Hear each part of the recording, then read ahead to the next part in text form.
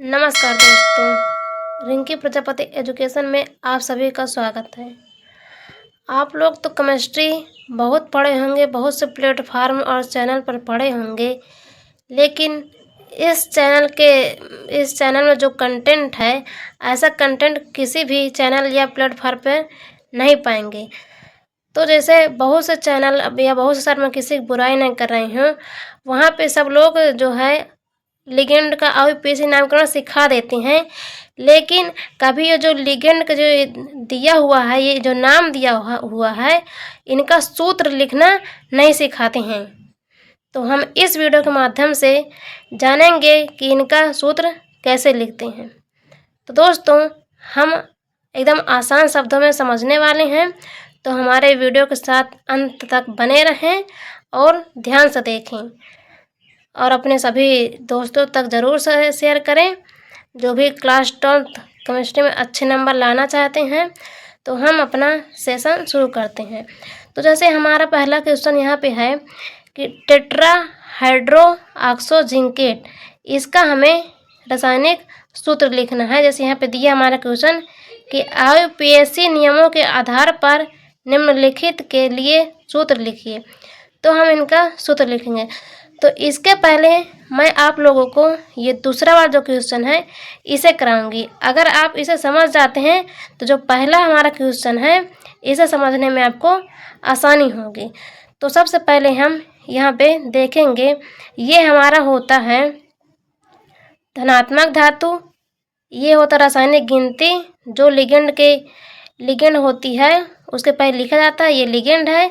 और ये हमारा केंद्रीय धातु परमाणु, ये हो उनका ऑक्सीकरण संख्या।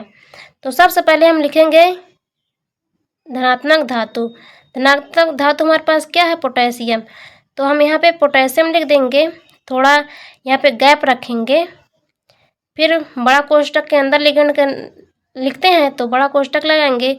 उसके बाद हम लिखेंगे केंद्रीय धातु। केंद्रीय धातु हमारे पास क्या है? पैलेडेट अर्थात PD। अब यहाँ पे PD लिख लिए। PD लिखने के बाद हम लिखते हैं केंद्रीय धातु परमाणु के बाद लिखेंगे लिगेंड का नाम। लिगेंड हमारे पास क्या है? क्लोरीन। ये होगा हमारा क्लोरीन। और क्लोरीन है कितने? 4 है, क्योंकि टेट्रा लगा हुआ है, तो यहाँ पे 4 लिख देंगे। अब इसे हम कोष्टक में बंद कर देंगे। लेकिन अभी हमारा ऑक्सीकरण संख्या दिया हुआ है यहाँ पे पैलेडियम का, इसको हमें संतुलित करना है। संतुलित करने के लिए हमें इसे सॉल्व करना होगा। तो हम देखेंगे पहले इधर 60 में से सॉल्व करेंगे। जैसे यहाँ पैलेडियम का ऑक्सीकरण संख्या 2 दिया हुआ है, तो हम इसे देखेंगे यहाँ से। यहाँ पर जैसे पोटेशियम का अगर हम इसका संयोजकता जो होती है पोटेशियम का 1 होता है, तो 1 लिखेंगे, फिर प्लस।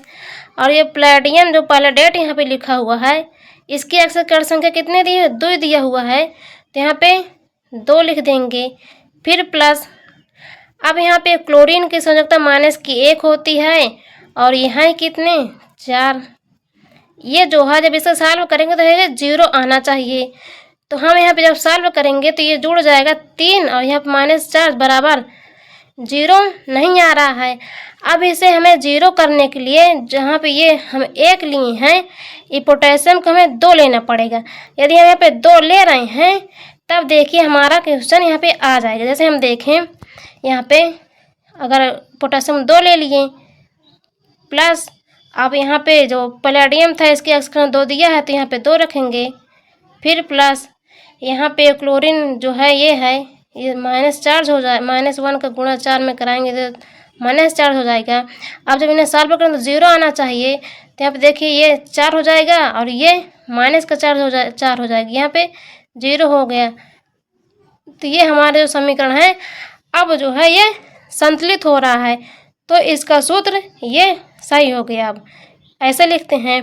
अब हम पहला वाला क्वेश्चन देखेंगे। पहला वाला क्वेश्चन जैसे यहाँ पे ये है टेट्रा हाइड्रो ऑक्सो जिंकेट। अब देखिए यहाँ पे धनात्मक धातु दिया नहीं है, सीधा लिगेंड दिया है और केंद्रीय धातु दिया है, उसकी ऑक्सीकरण संख्या दिया है। तो सबसे पहले हम लिखेंगे कोष्टक के अंदर केंद्रीय धातु हमारे पास का जिंक है, तो यहाँ पे जिंक लिखेंगे। अब यहाँ टेट्रा अर्थात 4 हाइड्रो ऑक्सो है। हाइड्रो ऑक्सो का सूत्र ये होता है और ये हैं कितने 4। अब हम इन्हें लिख लिए। अब हमें समीकरण को संतुलित करना है। तो संतुलित कैसे करेंगे, इसे साइड में सॉल्व करेंगे। जैसे हमारे पास जिंक है, जिंक की ऑक्सीकरण संख्या कितनी दी हुई है, 2 दिया हुआ, तो यहाँ पे 2 लिख लेंगे।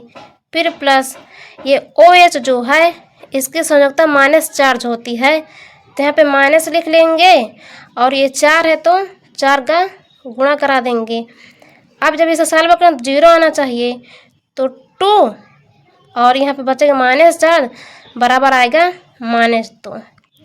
अब यहाँ पे देखिए, अगर हमारे पास केंद्रीय धातु होता, मतलब धनात्मक धातु होता, यहाँ पे धनात्मक धातु होता, तो हम यहाँ पे संख्या बढ़ाकर इसे एडजस्ट कर लेते उसी में।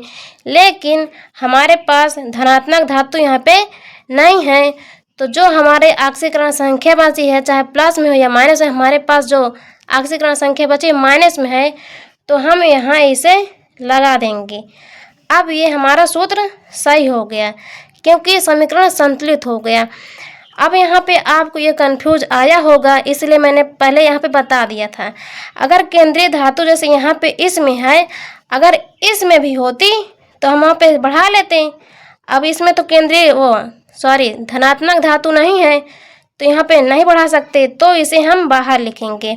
अब यहाँ पे था तो यहाँ पे बढ़ा लिए और समीकरण को संतुलित कर लिए। तो उम्मीद है दोस्तों आपको बहुत अच्छे से समझ में आ गया होगा। अगर समझ में आ गया हो, वीडियो अच्छी लगी हो तो लाइक कमेंट ज़रूर करें, और जो भी साथी हमारे चैनल में नए हो तो चैनल को सब्सक्राइब करना।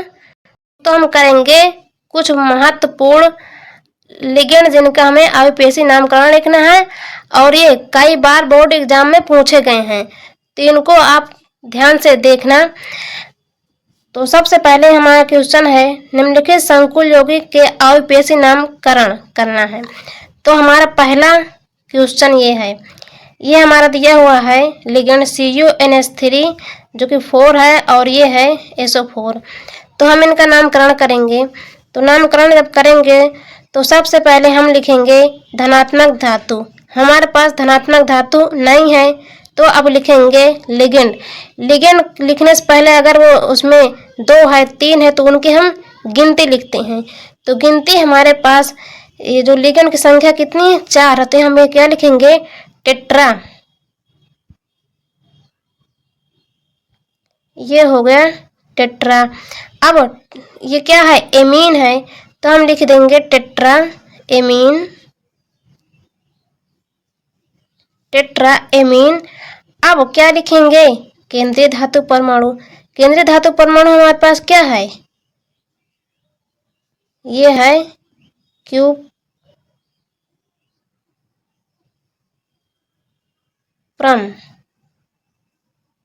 ये हो गया। अब यहाँ पे ये है ऋणात्मक धातु। ऋणात्मक धातु क्या है, ऋणात्मक धातु लिखने से पहले हम इनकी ऑक्सीकरण संख्या लिखेंगे। ऑक्सीकरण संख्या हम कैसे निकालेंगे, यहाँ पे हम इसे x मान लेते हैं, और ये जो है उदासीन होता है, तो उदासीन होता है तो यहाँ पे 0 हो जाएगा। और ये जो 4 जो है -2 चार्ज इसका होता है, तो हम बराबर लिखेंगे तो इसका होगा 2, यहाँ पे ऑक्सीकरण संख्या निकलेगी। अब लिख देंगे सल्फेट।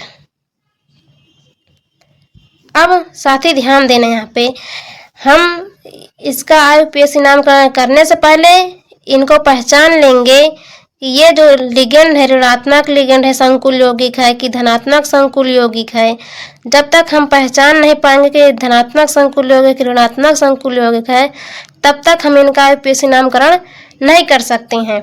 जैसे यहाँ पे, अब यहाँ पे देखिए ये क्या है, ऋणात्मक धातु दिया हुआ है, तो जिस संकुल में ऋणात्मक धातु दिया होता है, तो उसमें जो संकुल यौगिक होता है वो धनात्मक होता है, और जिसमें धनात्मक धातु दिया होता है वो ऋणात्मक संकुल यौगिक होता है।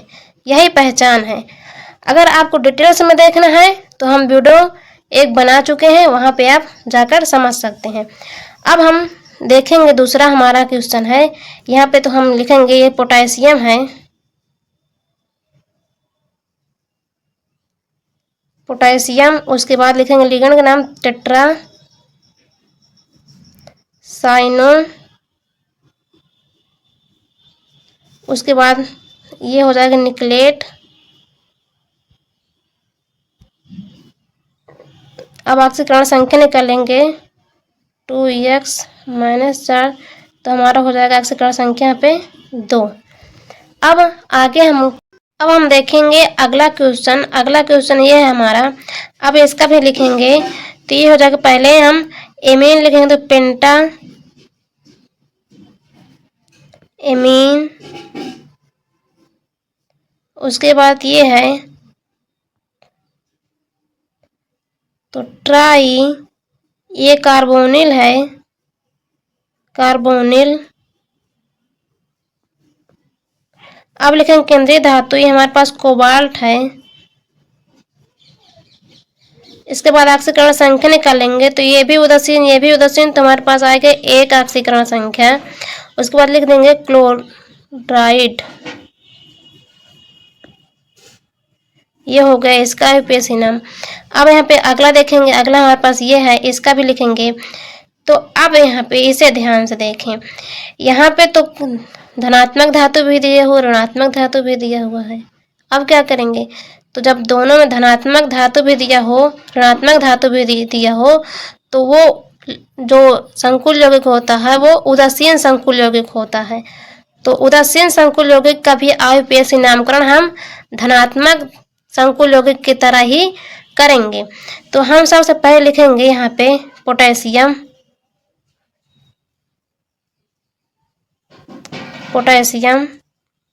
अब लिखेंगे यहाँ पे ये है, पहले हम CN को लिखेंगे पेंटा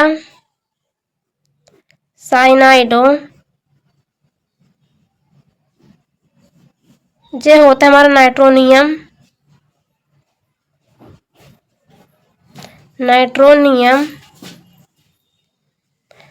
अब लिखेंगे केंद्रीय धातु परमाणु, ये है फेरिक या आयरन,